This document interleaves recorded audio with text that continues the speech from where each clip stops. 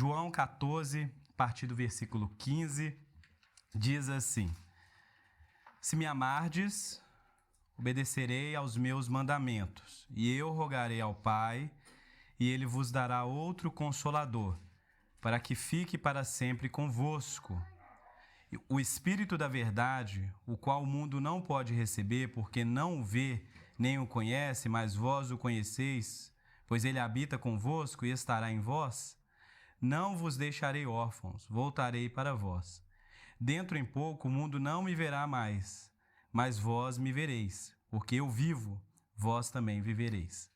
Naquele dia sabereis que estou em meu Pai, e que vós está em mim, e eu em vós. Aquele que tem os meus mandamentos, e a ele obedece, esse é o que me ama. E aquele que me ama será amado por meu Pai. E eu o amarei e me manifestarei a ele.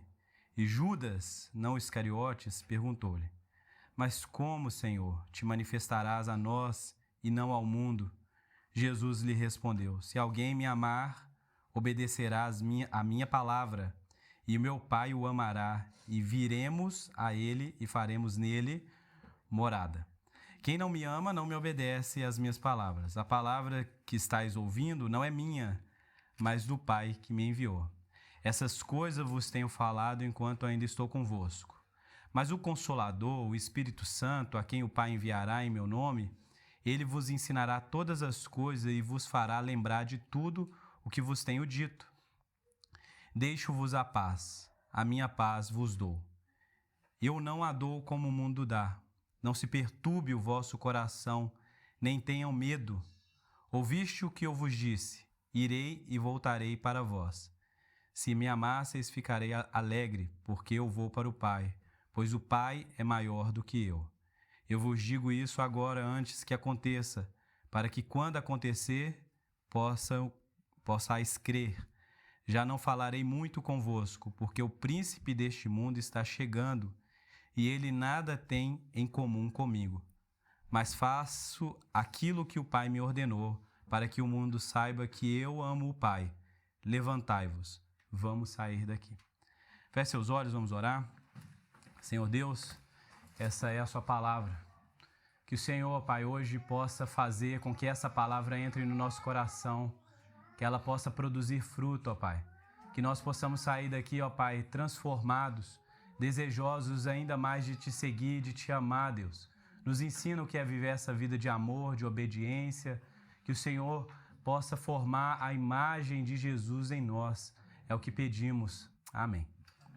Bem, gente.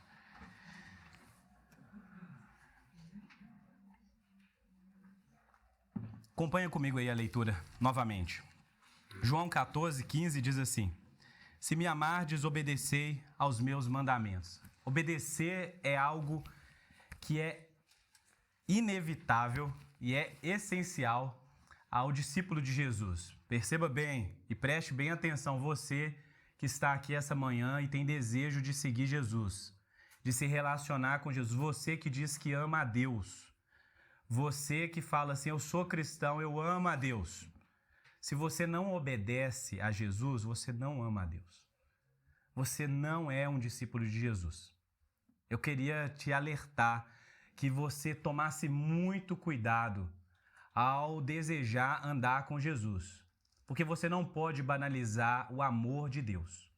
Banalizar o amor de Deus é dizer que você ama esse Deus, você ama Jesus, mas você não tem interesse nem compromisso de obedecer às palavras desse Jesus. O que a Bíblia diz é que as pessoas que não obedecem a Jesus, essa pessoa não ama a Deus. Então guarda isso no seu coração, porque Jesus está dizendo exatamente isso. Se me amardes, obedecerei aos meus mandamentos. Você quer amar a Deus? Então você precisa obedecer. Obediência simples. E eu rogarei ao Pai, e ele vos dará outro Consolador, um advogado, né? A palavra aqui no grego é paráclitos, né? Que é advogado, consolador, que é aquele que está ao lado, né? Conselheiro, né? São justamente termos que também são emprestados e são usados para se referir a Jesus. Jesus é o nosso advogado, ele é o nosso conselheiro. Você lembra das profecias de Isaías, né? Que ele será o conselheiro, né? Então, Jesus vai enviar, Jesus está indo para o Pai. Entretanto, ele vai enviar o quê? O Consolador, para que fique para sempre convosco. Eu rogarei ao Pai e ele vos dará outro Consolador. Ou seja, o Pai vai enviar esse Consolador, né? A quem é o Consolador? Versículo 17. O Espírito da verdade, o qual o mundo não pode receber, porque não vê nem o conhece, mas vós o conheceis, pois ele habita convosco e estará em vós. O Espírito da verdade é o Espírito de Deus. Quem envia o Espírito de Deus? O Pai. O Pai envia o Espírito de Deus, que é exatamente o Espírito da verdade. O mundo não tem o Espírito da verdade. O mundo não conhece, o mundo não tem comunhão com ele, não pode receber. Está incapaz, mas vós conheceis, pois ele habita convosco e estará em vós. Ele já habita. Você olha para o Antigo Testamento e você percebe o Espírito Santo habitando junto às pessoas, vez ou outra vem sobre um profeta, uma pessoa específica. Entretanto, Jesus diz que ele estará em vós. Não simplesmente na presença, mas ele estará em vós, dentro de vocês. E isso muda tudo. Isso muda tudo, porque se no Antigo Testamento, algumas pessoas privilegiadas e durante tempos em tempos poderiam ter aí o auxílio do Espírito, a capacitação do Espírito, entretanto agora Jesus está prometendo ele para todos. Todos quem? Todos esses. Esses que amam a Jesus e obedecem aos mandamentos.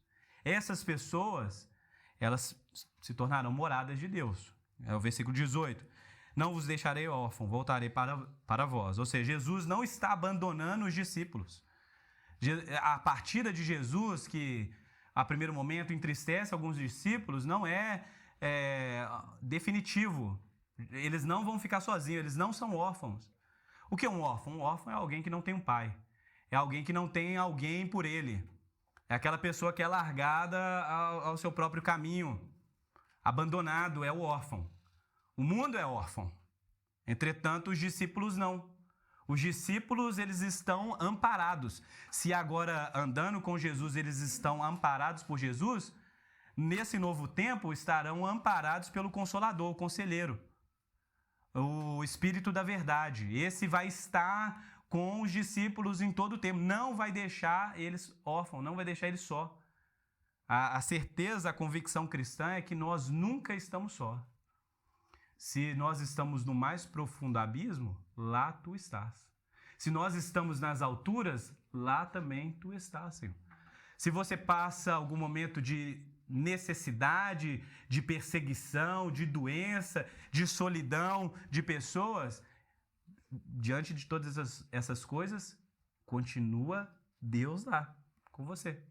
É a convicção cristã de que nós não estamos sozinhos, de que nós não estamos entregues aos nossos próprios caminhos, nossas próprias decisões. Deus está lá. Amém? Dentro um pouco, versículo 19... Dentro em pouco o mundo não me verá, mas vós me vereis, porque eu vivo, vós também vivereis. Naquele dia saberei que eu estou em meu Pai e que vós está em mim e eu em vós. De que maneira que você fica sabendo disso? De que maneira você começa a ter esse discernimento de que Jesus está no Pai, o Pai está em nós, você está em Jesus? Quando você toma consciência da unidade da Trindade e quando você toma consciência da unidade entre você e esse Deus? Onde? No novo nascimento, obviamente. O Espírito da verdade é esse ao qual Paulo vai dizer que testifica o nosso espírito com o Espírito de Deus que nós somos o quê? Filhos de Deus. Perceba bem, o Jonathan Edwards que dizia, né? Que existe uma graça comum e a graça comum é a graça para você trabalhar, para você fazer coisas boas. Entretanto, a graça comum também é quando a palavra é anunciada, onde todos nós, indiferente de somos discípulos ou mundo, a palavra de Deus está sendo anunciada. Isso é graça. Você ter a oportunidade de escutar o Evangelho é graça. Entretanto, não é suficiente graça comum. é preciso graça especial, revelação de Deus, entendimento. E isso é provocado pelo Espírito de Deus.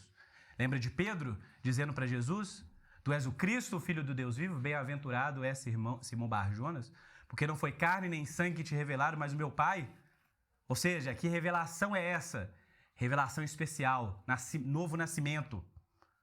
Você é convencido no seu coração de que Jesus não é simplesmente um personagem histórico, um camponês que pregou boas parábolas na Palestina 2000 anos atrás. Isso é conhecimento comum, é graça comum. Mas você é convencido de que este mesmo é Jesus, o Filho de Deus. Aquele que é o Verbo que se fez carne. É aquele que, por meio de todas as coisas, a qual todas as coisas foram criadas. Esse é o Jesus. E você, então, é convencido no seu espírito de que isso é a verdade. De que isso é salvação. De que isso é a sua paz. Que são nessas palavras, nessa certeza, nessa convicção, nesses fatos, que você deve fundamentar a sua vida. Quem te dá isso? Quem compartilha isso com você? O Espírito. Ele que é o Espírito da verdade te convence da verdade. Não é se tornar cristão, se tornar discípulo de Jesus, não é um ato que é puramente lógico. Eu acho que essa é a melhor maneira de viver e por isso, então, não tem nada a ver com o que eu acho. Não tem nada a ver com as nossas conclusões matemáticas e lógicas. Tem a ver com o convencimento do Espírito. O Espírito vem e te convence da verdade. E a flecha vai no seu coração. E aí você começa a pensar naquelas coisas como você nunca antes havia pensado. É a mensagem do Evangelho convencendo o pecador, quebrando as barreiras. É isso aqui que Jesus está dizendo. Que o Espírito Santo é quem vai realizar essa obra. Então nós estamos falando da obra do Espírito. A obra do Espírito é justamente essa. Convencer-nos da verdade. Cada um de nós, do que é verdade. A verdade é o Evangelho, a verdade é Cristo. O mundo que vê Jesus não mais vai ver. Eles vão perder Jesus de vista, porque Jesus vai morrer. Entretanto, o Espírito de Deus vai continuar nos mostrando Cristo. A nossa percepção de Cristo ainda estará presente, nós ainda veremos a Cristo. Naquele dia sabereis que eu estou em meu Pai, que vós está em mim e eu em vós. Que Jesus, naquele dia, que dia? No dia que você for convencido de que Jesus está em você, de que Deus poderia habitar em tendas, em prédios, em palácios, em uma arca, em um templo. Deus poderia habitar em lugares construídos por mãos humanas, lugares suntuosos. Entretanto, desejou habitar em você, fazer de você morada. Isso é um grande mistério, porque é justamente você. Faça uma pergunta sincera aí agora. Quem é você no mundo? Quem é você no meio de 7 bilhões de pessoas? Quem é você numa galáxia desse tamanho, uma poeira? Entretanto, Deus desejou habitar em você. É um milagre. É um milagre isso. É um milagre. Que o Criador do universo, a qual não pode ser contido pelo universo, desejou habitar na sua criação. Então, é um milagre. Aquele, versículo 21, aquele que tem os meus mandamentos e a eles obedece, esse é o que me ama. E aquele que me ama será amado por meu Pai, e eu o amarei e me manifestarei a ele. Então, olha, gente, perceba isso aqui. Diante da maravilha do Evangelho, das grandezas e da riqueza de Deus, e o convencimento do Espírito, o que acontece com a gente? Maravilhamento. Você começa a contemplar a divindade, o Deus triuno, e começa a se maravilhar, a se encantar. As nossas canções começam, então, a ganhar esse tom de que Ele é santo, majestoso, excelsius, Ele é soberano, Ele é grande. A gente começa a se maravilhar com a grandeza e a beleza desse Deus, ok? E Ele é. Ele é. Entretanto, isso parece que a Bíblia vai chamar isso de amor, quando nós ficamos fixados e fissurados em algo. Quando a gente fica desejosos de relacionamento, de contínua contemplação desse ser, amor. Você fala, eu conheço para amar, eu amo para conhecer. Você fica nessa coisa. Eu preciso amar esse Deus. Porque Ele é grande, Ele é misericordioso, Ele decidiu me salvar. Aí você começa a falar, eu preciso amar, eu preciso amar. E a resposta para essa, eu preciso amar, como amar esse Deus, é essa daqui, ó. Aquele que tem os meus mandamentos e Ele obedece, esse é o que me ama. Você quer amar a Deus de verdade? A primeira coisa que você precisa saber é o seguinte, qual é a vontade desse Deus? Porque eu falo isso muito, né? A questão não é se Deus existe, que é uma questão de lógica. Você não precisa ser cristão para chegar nessa conclusão de que esse universo aqui não foi um acidente. Você não precisa ser cristão. Mesmo se você falasse, eu conheço alguém que é um ateu, dificilmente uma pessoa ela chega nessa conclusão de que não existe nenhuma força, um ser, alguma coisa que deu o start, que iniciou todas essas coisas. Talvez você não acredite em um Deus triuno, pessoal, mas alguém iniciou isso que nós conhecemos como realidade, esse universo. Alguém que... porque é muito difícil você pensar que, meio a tantas galáxias e milhões e trilhões de anos daqui, você tem um planeta orbitando no sentido favorável à vida, nas medidas corretas, nem para mais nem para menos. Fala sério, outro dia você viu a foto que eles tiraram, a foto do universo, assim, a melhor foto e tal, aquela coisa toda. Cadê vida? Não tem, certo? Mas quem começou isso? Foi um acidente? Você acredita nisso? Que é necessário mais fé para acreditar que é um acidente do que alguém criou isso aí, né? Você fala assim, um acidente, a aleatoriedade do universo, assim, o nada, começou o nada e o tudo, cria matéria, desaparece matéria, né? A teoria da relatividade, e aí você começa, né? Essa doideira toda. Aí você chega na conclusão, foi um acidente, muito difícil.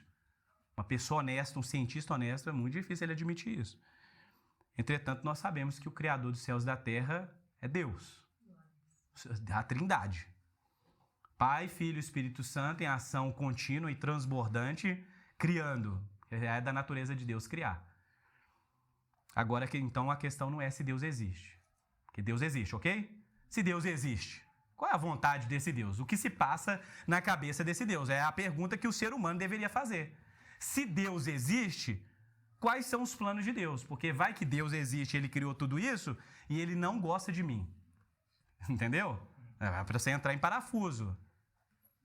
Porque vai que esse Deus que existe, criou céus e terra, não, assim, sei lá, de vez em quando ele fulmina uma pessoa aí. Então você tem que saber o que Deus quer. Qual é o plano de Deus, qual é a vontade, o que ele pretende com a criação desse universo. São perguntas, a pergunta não é se Deus existe, é qual a vontade de Deus. Ok? E aí você começa a frequentar lugares, amigos, pessoas, casas, que as pessoas vão dizendo que esse Deus tem uma vontade e essa vontade é revelada nas Escrituras. E aí você começa a descobrir que não somente essa vontade desse Deus é revelada nas Escrituras, o plano de Deus é revelado na Escritura, mas que ele tem uma vontade específica para a sua vida. E o negócio começou a ficar mais sério. Que se Deus tem uma vontade específica para a sua vida, e você não obedece, você não anda de acordo com essa vontade específica para a sua vida, você está em apuros, certo? Porque você está andando em rebelião contra esse Deus que é criador dos céus e da terra. Então tenha isso em vista, ok? De que o nosso Deus não é um Deus que, eu criei aquilo dali, dei corda no relógio e está funcionando, o que eles fizerem é isso mesmo. Não.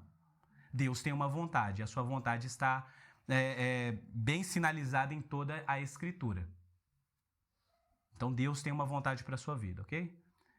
Em Jesus nós temos uma compreensão muito melhorada da vontade de Deus, certo? A própria lei, que é a vontade de Deus no Antigo Testamento, ela ganha novos contornos em Jesus. É a mesma lei. Entretanto, Jesus faz a gente compreender ela como a gente deveria.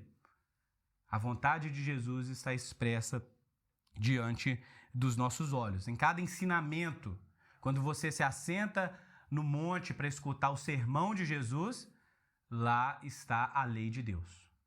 Quando você senta num jantar para escutar as palavras de Jesus, lá está a lei de Deus. Certo? Não ache que amar a Deus é excluir a vontade de Deus, a lei de Deus, o querer de Deus. Inclusive, muitas pessoas aqui essa manhã precisam se libertar dessa loucura que é achar que a vontade de Deus é ruim para a sua vida. Esse medo de obedecer, porque será que Deus realmente quer algo bom para mim? Vai que eu começo a obedecer ele me manda para um outro lugar do mundo, né? Então você precisa se libertar de achar que Deus vai fazer algo ruim contra você. A vontade de Deus para nós sempre é boa, certo? E isso não significa que ela é sempre agradável para nós. Ela é boa, não é sempre confortável, mas sempre é boa. Sempre é o melhor, não é isso? Perfeita. Mas ela não é a mais confortável de todas, ok? Então você precisa saber disso. Você ama a Deus? Você quer amar a Deus? Você ora isso? Deus, me dá um coração que te ama. Me dá um coração que te deseja, que deseja a sua vontade, que deseja a sua lei. Eu quero viver para ti, porque o Senhor me salvou. O Senhor que é criador dos céus e da terra, salvou um pecador como eu. Uma pessoa que se rebelou contra o Senhor. Uma pessoa que andou e desejou caminhos escusos ao Senhor. O Senhor me salvou e eu quero te amar, eu quero viver para o seu amor, para a sua glória. O Senhor me amou na cruz, em Jesus Cristo. Nisto é revelado o amor de Deus, que Ele deu o seu Filho por nós, pelos nossos pecados. Lá está o amor de Deus expresso por nós. Então nós automaticamente queremos amar a Deus, certo? Se você não obedece às palavras de Jesus, você é um hipócrita. Você é uma pessoa que fala assim, nossa, tudo que Jesus fala é maravilhoso, é lindo. Eu vou postar um Twitter com o que Jesus falou. Eu vou fazer um vídeo, eu vou colocar na minha casa um quadro das palavras de Jesus. Se você admira as palavras de Jesus, mas não obedece às palavras de Jesus, você é um hipócrita. Porque os hipócritas são assim. Eles acham bonito, eles falam, aham, ó, bacana, Jesus, concordo. E na vida deles, eles vivem o quê? Como se eles fossem autônomos. Como se eles fossem livres dessas palavras. Isso é hipocrisia. Isso é o que está cheio no cenário evangélico brasileiro. Gente que ama Jesus nas canções, ama as palavras dos sermões. Olha, hoje o pastor pregou uma palavra que foi maravilhosa. Mas na segunda-feira é uma pessoa desobediente às palavras de Jesus. É uma pessoa que rejeita os mandamentos. Que rejeita uma vida submissa àquilo que Deus disse. À vontade de Deus. Então, nós precisamos nos alertar para que nós não nos tornemos esse tipo de gente. Porque nós vamos ceiar hoje aqui. E a ceia é para quem creu, para quem se submeteu. É para quem falou assim, sim, Jesus, é o seu plano, não o meu. É o seu reino, não o meu. É a sua vontade, não a minha. É a sua ceia, não a minha. É o seu cristianismo, não o meu. Você não segue Jesus nos seus termos, na sua lei, na sua vontade. Você segue Jesus nos termos de Jesus. Ele que vai ditando o caminho para nós. Nós somos ovelha. É Ele quem tem o cajado. É Ele quem tem o cajado. É Ele quem vai na frente. Porque se você se desviar desse caminho, e se você for para longe desse que vem chamando, ovelha minha, se você sai desse caminho, não espere coisas boas. Não espere gostar do sermão, gostar da palavra de Deus, das canções que são pautadas nas Escrituras e fugir desse caminho. Isso é caminho de condenação, de morte. É o caminho do hipócrita. É a roda dos escarnecedores. Escarnecer, você acha que é ficar falando mal de Deus? É você saber a verdade e amar o pecado, amar a desobediência, a rebelião.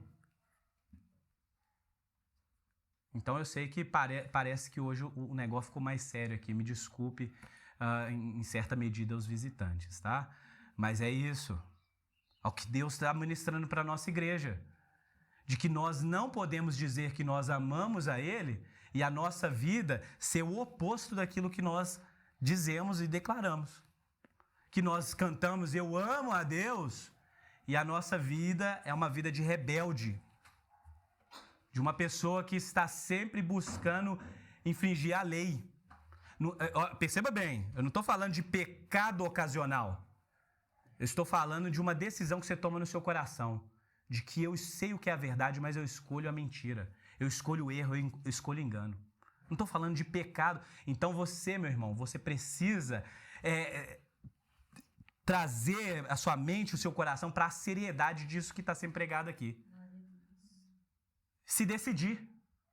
Porque aqui não é um caminho de obrigação. Você não é obrigado a ser cristão, ok? Alguém te coagiu, falou, botou uma arma na sua cabeça e falou, você tem que estar lá? Não é isso aqui. Ou você entende que você está aqui pela graça de Deus e você precisa responder a essa graça em obediência, em gratidão? Ou então você pode seguir sua vida, cara. Segue sua vida. Mas se você quer seguir Jesus, você precisa saber que é nos termos de Jesus. É obediência simples. Não tem muito do que ficar contra-argumentando. Jesus, mas o quê? Você falou que era para amar o inimigo, mas assim, né? Inimigo, que tipo de inimigo você está falando? Gente, amar o inimigo. Orar. Fazer com que ele fique tão constrangido na perseguição que ele faz contra você, você faz o melhor e constrange ele com amor, com atos de generosidade. É isso. Não é outra coisa. Entendeu? Tem que perdoar. Mas, Tiago, você não sabe que a pessoa... Perdoar. Tem que amar o irmão. Tem que... Aí você fala, não, mas... Pera aí, rapidão. Mas como assim, Jesus? Você não está querendo dizer isso aqui, não? Para com isso, gente. Ser cristão é isso aqui, é seguir Jesus. Pega a Bíblia. Exercício que eu já ensinei para algumas pessoas aqui. E aí eu vou ensinar para o restante aqui agora. Pega a sua Bíblia, olha para ela assim, e fala assim, vai lá no versículo 15 aí. Vou ensinar a ler a Bíblia aqui agora. Se me amardes, obedecerei aos meus mandamentos. Fecha a Bíblia, ou pode deixar ela aberta lá. Deixa a Bíblia. Se me amardes, obedecerei aos meus mandamentos. Esse texto aqui não está falando do seu vizinho aí que está do seu lado. Não está falando da igreja outra. Do pastor outro. Esse texto está falando contra você. O que está falando contra mim aqui? Que se eu não amar, se eu não amar, não é, se a minha mãe amar Jesus, não obedecer ela, né? Se não obedecer aos mandamentos, ela não ama Jesus. Não está falando da sua mãe, do seu amigo, de outra igreja, do pastor X. Está falando sobre você. Contra você. Leia a Bíblia contra você. Isso é a melhor coisa que você vai fazer a você. Pegar as palavras que Jesus repreende alguém e falar, Jesus está me repreendendo para que eu possa mudar. Para que eu possa ser transformado. Para que eu possa amar Ele como Ele deseja ser amado. Então não pegue as palavras de Jesus e fale assim, isso aqui está falando para o Judas, hein? Que é o Judas que é o traidor. Está falando para você. Para que você encontre o caminho da salvação. O caminho da comunhão. Para que você possa estar unido com Cristo, unido com Jesus, com as suas palavras, assim como Jesus está unido ao Pai. Porque se você estiver unido às palavras de Jesus, submisso às palavras de Jesus, o Espírito Santo ele vai fazer morada em você. E você será um com Deus. O Pai, o Filho e o Espírito Santo. Você desfrutará de prazer. Isso que o Mateus leu aqui no início do culto. de que o bem-aventurado é aquele que tem prazer na lei de Deus de dia e de noite. Por que tem prazer? Porque essas palavras são vidas. Essas palavras é que nos conduzem à vida diante de Deus, à vida que deve ser vivida. Então, enquanto você ficar relutando, não, mas isso aqui é difícil demais. Aí eu estou tentando sentir amor para amar. Não é questão de sentir, é questão de amar, é um dever, é um compromisso, é um pacto. Que vai dizer eu para minha esposa lá, ou para o Lucas, trocou, aí o Lucas foi lá e encheu a fralda dele, né? Aí eu falo com a Carla assim, eu amo o Lucas, mas eu tô querendo sentir assim, vontade de trocar a fralda dele, sabe? As mães e os pais aí. Não vai sentir. Mas eu amo ele. Se eu amo ele, o que eu vou ter que fazer? Trocar a fralda. Não é uma questão de sentimento, é uma questão de responsabilidade. É questão de responsabilidade. Certo? Então você precisa se responsabilizar. Responsabilizar. Eu preciso amar a Deus não apenas de palavras, mas também em atitudes. Aquele que me ama, olha, continua a continuação do versículo 21, que isso aqui é gravíssimo. Aquele que me ama será amado por meu Pai. A gente poderia pensar algo diferente, né? E quem não ama? E eu amarei e me manifestarei a ele. Aquele que me ama é amado por Deus. Aquele que ama Jesus é amado por Deus, porque é nisso que Deus se compraz.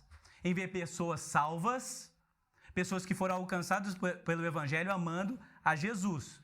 Se uma pessoa não ama Jesus, se uma pessoa não está tendo o seu deleite, o seu prazer em Jesus, pensa em um pai lá falando, então eu amo essa pessoa, olha o que ela faz com meu filho. Adoro quando as pessoas fazem isso com meu filho. Imagina Deus falando isso? Então tome consciência das suas atitudes. Você quer amar a Deus? Então você precisa honrar e valorizar o Filho de Deus. E Judas, não Iscariote, perguntou-lhe, mas como, Senhor? Te manifestará a nós e não ao mundo? Jesus lhe respondeu, se alguém me amar, obedecerá a minha palavra, e meu Pai o amará, e viremos a ele e faremos nele morada. A promessa, ama a Deus. Ama as palavras de Jesus, e você se tornará a habitação de Deus. Quem não me ama, não me obedece às minhas palavras. Então tá aí a lógica. A lógica é essa, gente. É muito simples. Quem não ama a Deus, não obedece às palavras de Deus. Você quer saber se uma pessoa ama a Deus ou não? Mas lembra, você quer saber se você ama a Deus ou não? Você obedece às palavras de Deus? Se não obedece, tá claro aí, entendeu? É momento de... Tô falando aqui no tom aqui mais leve, mas é o momento de você se prostrar diante de Deus. De que nós vamos ceiar daqui a pouco aqui, e não tem como você participar da oferta de graça de Deus com essa consciência de rebelião. Ou você se arrepende dos seus pecados e volta para Deus porque é tempo oportuno para isso, ou então não faz isso. Não banaliza o santo. Não banaliza o amor de Deus. Não banaliza aquilo que te é entregue pela graça de Deus. Não transforme o evangelho em uma graça barata, que justifica os seus pecados e não a você. O evangelho não vai justificar os seus pecados. O evangelho é para justificar o pecador e não os pecados. Os pecados precisam ser abandonados. A rebelião precisa ser abandonada. Versículo 25. Essas coisas vos tenho falado enquanto ainda estou convosco. Mas o Consolador, o Espírito Santo, a quem o Pai enviar em meu nome, ele vos ensinará todas as coisas e vos fará lembrar de tudo o que vos tenho dito. Então aqui, olha a obra do Espírito Santo. Qual que é a obra do Espírito Santo? Ensinar vocês todas as coisas. Quem vai ensinar isso para vocês? Como viver o cristianismo, o discipulado? Quem vai ensinar vocês a pegar as palavras de Jesus e colocar elas em prática na sua vida? Quem vai ensinar? O Espírito Santo. Isso não é algo que é produzido por você mesmo, entendeu? O abandono de pecados, o amor a Deus não é algo que você produz lá sozinho. Você precisa de ajuda. E de ajuda de Deus. Então o Espírito Santo, ele faz com que ele ensina você toda essa verdade do Evangelho. Ele faz você... porque não sei se você sabe, né? Sabedoria nas Escrituras Não é simplesmente conhecimento, é conhecimento e prática. Sabedoria não é, você vê como que a pessoa sabe, não sei o que ela decorou, não tem nada a ver com isso. Sabedoria é o que eu conheço e eu pratico. Isso é sabedoria bíblica. Então, o Espírito Santo, o Consolador, né? É ele que vai ensinar vocês todas as coisas. E vos fará lembrar de tudo que vos tenham dito. Por quê? Porque você vai esquecer. Porque essa capacidade que você tem de esquecer as coisas, meu amigo, não é brincadeira. De que você escuta hoje a palavra de Deus e aí terça-feira você começa o batidão lá, porque a segunda-feira já foi pauleira, você já estava com sono, e a terça-feira você já tá o chefe falando no seu negócio, o menino gritando, o outro adoecendo, e aí você já esqueceu a palavra de Deus. E aí o que você vai fazer? Você vai para Deus. Você vai para a comunhão, para a oração, para as escrituras. E aí o Espírito Santo vai fazer você lembrar. Fazer você lembrar. Porque se você esquecer, você transforma num demônio. Mas se você lembrar, você vai lembrar de Jesus. Jesus disse isso. Jesus falou isso. Essa é a palavra de Jesus. E aí você vai lembrar daquilo, aquilo vai acender a luz no seu coração e você vai falar, então é assim que eu devo viver. É isso que eu vou obedecer. Então não esqueça, tá bom? Eu sei que você vai esquecer, mas o Espírito Santo... O pregador, gente, fala a verdade. A pessoa que está pregando aqui é pela graça de Deus, que ele prega aqui, depois que cada um começa a seguir sua vida, ele conta também com o ministério do Espírito Santo. Principalmente, porque se o Espírito Santo não lembrar vocês disso aqui, nós estamos perdidos, eu vou desanimar. Então eu vou chegar semana que vem, você fez a mesma coisa que você não devia ter feito. Versículo 28. Versículo 27 ainda, né? Deixo-vos a paz, a minha paz vos dou. Eu não dou como o mundo dá. Não se turbe, não perturbe o vosso coração, nem tenha medo. Então, veja que essas são as palavras de consolo, apesar do tom dessa manhã. Tá um tom assim, né? Tá quase vindo embora. Fala, não vou esperar o culto acabar, não. Vou embora. Mas isso aqui é a palavra de ânimo. Para o seu coração não ficar perturbado. Para você não falar assim, nossa, eu sou tão pecador que eu sou incapaz de obedecer a Deus. O Evangelho, ele faz isso com a gente mesmo. Ele pega o orgulhoso e humilha. Ele pega o humilhado e convence ele. Entendeu? Coloca você na medida correta. O Evangelho faz isso com a gente. Que às vezes a gente começa a olhar para a nossa miséria, como nós somos pecadores, e a gente vai lá e fala assim, eu nunca vou dar conta de obedecer a Deus. Eu nunca vou dar conta de orar, de ler a Bíblia, de ser um cristão, como o Tiago está falando ali. Eu nunca vou dar conta. E aí você vai o quê? Fora as perseguições que Jesus já avisou. Fora que ele está indo embora também, Jesus, né? Então essas coisas parecem pesado demais, é difícil demais viver o cristianismo. A gente começa a chegar nessas conclusões que não é que é difícil, é impossível. Entendeu? É impossível. Por isso que você precisa do Espírito Santo. É impossível viver o cristianismo na força do seu próprio braço. Você precisa de Deus, você precisa que Deus faça e produza em você aquilo que você é incapaz de produzir. Não é fácil amar as pessoas, não. É impossível. Se Deus não produzir amor em você, aí, meu amigo, você vai falhar, pode ter certeza. E quando você falhar, que você possa ter a convicção de que o Espírito Santo, ele vai te erguer de novo. E vai ser um novo dia, a misericórdia de Deus vai renovar mais uma vez. E em graça, tá vendo? É o Evangelho.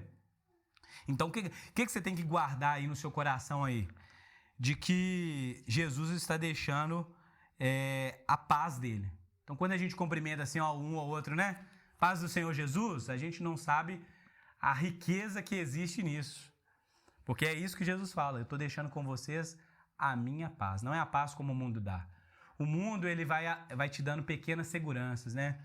Uma carreira profissional, algumas conquistas, né? Ele vai dando para você ali seguranças, entendeu? Mas essa é a paz que o mundo dá. A paz de Jesus é a paz de que às vezes o mundo vai desmoronar, mas você sabe que o Espírito Santo está lá, você não está só. Você não está órfão. Você não foi salvo pela metade. Entendeu? O seu pecado, como nós cantamos aqui, nem a vida, nem a morte, Nada pode nos separar do amor de Deus. Entendeu? Você vai saber que quando você pecar, o seu pecado não é definitivo. Certo? O seu pecado não é definitivo. Por quê? Porque aquele que te salvou é aquele que fará com que você vença cada uma dessas mazelas. Então, essa é a paz, de que aquilo que Cristo fez é bom, é concreto. Essa é a verdade. E essa é uma boa verdade a qual você deveria fundamentar a sua vida. Porque as pessoas que desfrutam dessa certeza do Evangelho, essas pessoas estão experimentando o quê? Paz. Se eu sou perseguido, paz. Se eu perco o meu emprego, paz. Eu perdi um ente querido, paz. Paz. Recentemente eu compartilhei isso com a Carla, e isso a gente nunca quer que aconteça com a gente. Eu oro por isso. Mas um amigo meu, pastor, aqui de Belo Horizonte, compartilhou uma terrível notícia. Terrível notícia. Terrível. No início do ano, comemorando que a sua esposa havia ficado grávida, e você sabe que quem fica grávida, a alegria que é. Que estava esperando ali uma pessoa e a gente começa a fazer todas as coisas. Eu lembro de que quando a Carla ficou grávida, né? A gente começou a comprar uns negócios na Shopee, né? Mais barato. Compramos berço, compramos adesivo, começamos a arrumar o quarto, começamos a sonhar. Descobrimos que era menino, vai chamar Lucas Moisés. Porque Lucas era amigo de Paulo, Moisés, e a gente começa, né? E aí vê a roupinha, aí a mãe já tá com o neném ali na barriga, fala que não é essa mãe, você que tava pouco tempo atrás. Tem alguém grávido aqui? Não, né? Ainda não, né? Olha aí, ó, Alex, ó. Então, casou tem 2 semanas, gente. Então a gente começa a sonhar, a gente começa a agradecer a Deus por ter um outro ser humano dentro da barriga dessa pessoa que a gente ama, e a gente começa a falar, não, você vai ser homem de Deus ou vai ser mulher de Deus, ensinar você, e aí vai andar de bicicleta com o pai, ou vai fazer tal coisa. A gente começa, não é? Fala que não é, construir toda uma história. Esse meu amigo compartilhou nessa semana passada que o parto aconteceu 7 meses, o parto foi antecipado e o neném não sobreviveu. Pastor, amigo meu, tá igual eu, todo domingo aqui, ó, pregando na sua comunidade, falando de fé, esperança e de paz. E ele compartilhou essa tristeza que me deixou assim, nossa, por que essas coisas acontecem? Fala a verdade. Diante da tragédia, diante do dia ruim, a gente questiona a nossa fé. A gente questiona se essas palavras de Jesus são realmente suficientes para nos sustentar. Se a vida vai fazer sentido, como que o Evangelho vai existir com essas más notícias, entendeu? Parece que essas coisas colocam tudo como contraditório. Esse meu amigo compartilhou essa notícia com a gente. E ontem parece que ontem foi um enterro, né? A esposa recebeu alta e ao mesmo tempo o enterro. E ele falou assim, gente, a cerimônia foi com a esposa e os pais, né, deles. E ele falou assim, a gente está em paz, porque a gente teve a oportunidade, porque a gente sabe que Deus é bom, a gente teve esse momento, e mesmo não conhecendo tudo, não sabendo de todas as verdades, de sabendo explicar todas as coisas, nós descansamos nesse Deus que nós proclamamos amor, que nós confessamos amor e bondade. Então, essa é a paz que nós estamos falando aqui essa manhã. É a paz de saber que coisas terríveis podem nos acontecer, pessoas que nós amamos vão nos deixar. De que às vezes a gente não sabe quanto tempo tem, é o que o Jonathan Edwards falava. A vida é dura, curta e incerta. É dura porque o tempo todo a gente está sendo bombardeado com milhares de coisas ruins. Sejam perseguições, aflições, doenças. Curta porque a gente não sabe e incerta porque o dia de amanhã, você não sabe, cara. Fala a verdade, você não sabe. Você pega a anel rodoviário aí, quantas vezes pela semana? A pessoa não gosta de falar, é verdade, a gente não gosta de pensar na coisa ruim. Mas eu queria te dizer que isso aqui é um sopro. Entendeu? Isso aqui é um sopro, cara. Às vezes a gente fica construindo impérios e certezas e convicções achando que essa vida vai durar muito. Eu quero deixar isso aqui para não sei o quê, eu quero colocar o meu nome, né, no sucesso lá, na estrada da fama. Deixa eu te falar uma coisa. A vida é dura, curta e incerta. Um dia você vai ser surpreendido. Talvez não todos. E eu oro para que a gente possa experimentar conforto. Mas eu quero te alertar também que a vida não é só conforto. Não é só alegria. Que um dia a gente vai chorar. Que um dia a gente vai ficar sozinho. Que um dia alguém que a gente ama muito vai nos decepcionar. De que um dia, por amor a Jesus, você vai ser rejeitado, humilhado. Que um dia você vai ser silenciado. E essas coisas vão acontecer com você. Que você redescubra o poder do Evangelho. Que você experimente isso aqui que Jesus está dando para os seus discípulos. Deixo com vocês a minha paz. Ela não é uma paz como o mundo dá, mas é a paz de Deus. É a paz de Deus. Quando nós cumprimentamos uns aos outros, nós proclamamos isso. A paz do Senhor. A gente não sabe por quem a gente olha do outro lado, o que a pessoa viveu na semana dela. Quais são as batalhas e lutas que essas pessoas estão experimentando.